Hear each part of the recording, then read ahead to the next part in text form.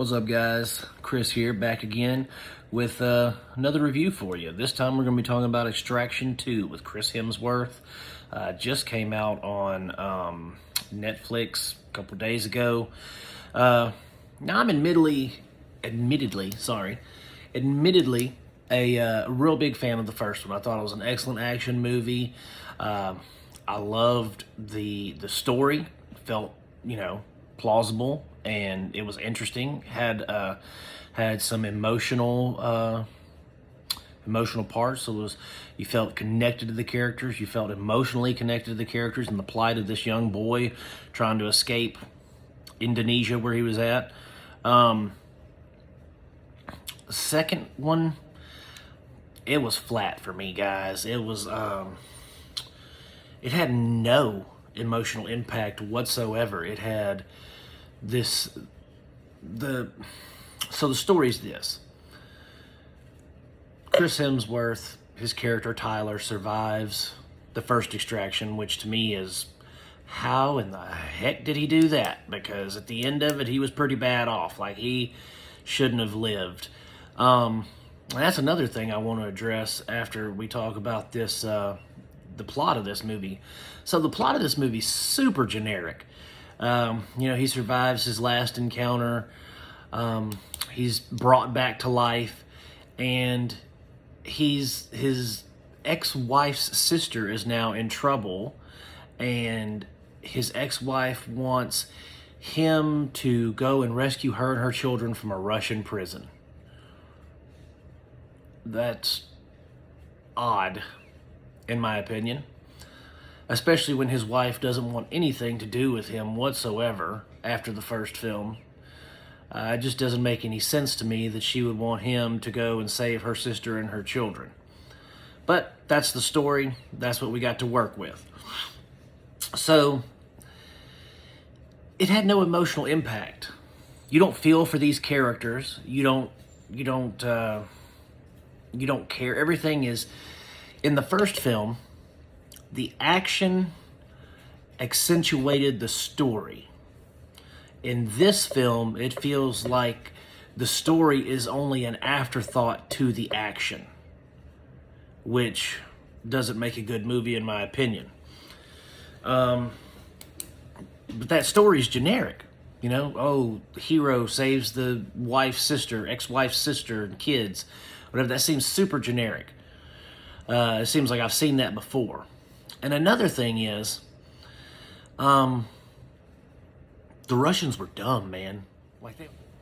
The main villain is trying to get this wife and kids back, and we don't ever really know why. There's not any talk of it. There's no, we need this lady and her kids back because they're going to tell Interpol something, or they're going to do something to jeopardize our crime empire. None of that. They were already in prison. The brother of the main bad guy was in prison with the wife and kids. And so, I don't know, it was a weird setup for that.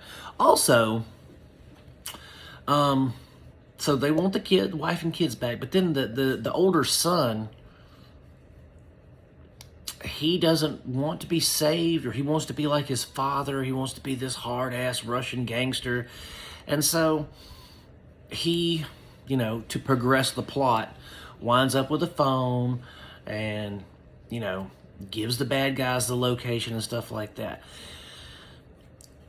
If you're a spec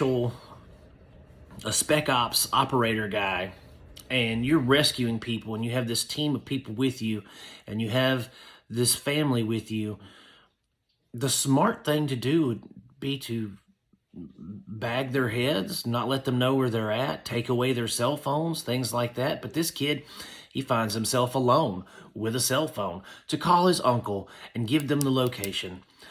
Again, to progress the story. That was lazy to me. Super lazy writing. Did not approve of that at all. But overall, the action was good. The action was really good. The gunplay, the martial arts, all that kind of stuff was interesting. There was some really cool and inventive kills. I'll give them that. But again, action and doesn't make the movie. Action just doesn't make a good film. I can watch 100 action movies and they're all the same to me unless there's a driving force behind the story that engages me and makes me want to root for these characters or keep watching these characters go through their plight.